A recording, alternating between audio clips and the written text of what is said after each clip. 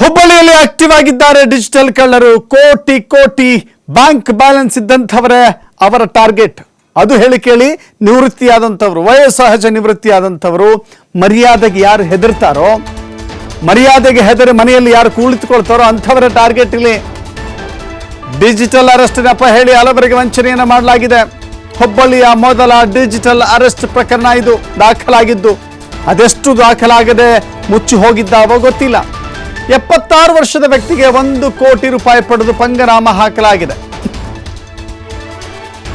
ನಾಗೇಶ್ ಶರ್ಮಾ ಎಂಬುವರಿಗೆ ವಂಚಿಸಿದ ಖದೀಮರು ಮುಂಬೈನ ಕೊಲಬಾ ಪೊಲೀಸ್ ಠಾಣೆಯ ಅಧಿಕಾರಿಗಳು ಅಂತ ಬೆದರಿಕೆ ಒಡ್ಡಿದ್ದಾರೆ.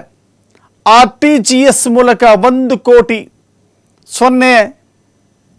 ಕೋಟಿಗೂ ಅಧಿಕ ಮೊತ್ತದ ಹಣವನ್ನು ವರ್ಗಾವಣೆ ಮಾಡಿಕೊಂಡಿದ್ದಾರೆ. ಹೀಗೆ ವರ್ಗಾಯಿಸಿಕೊಂಡು ವಂಚನೆಯನ್ನ ಮಾಡಿದ್ದಾರೆ. PFI ಮುಖಂಡನ ಜೊತೆ ವ್ಯವಹಾರ ನಡೆಸಿದ್ದೀರಿ ಅಂತ ಹೇಳಿ ಬೆದರಿಕೆ ಒಡ್ಡಿದ್ದಾರೆ. ಹುಬ್ಬಳ್ಳಿಯ CEN ಪೊಲೀಸ್ ಠಾಣೆಯಲ್ಲಿ ಪ್ರಕರಣ ದಾಖಲಾಗಿದೆ.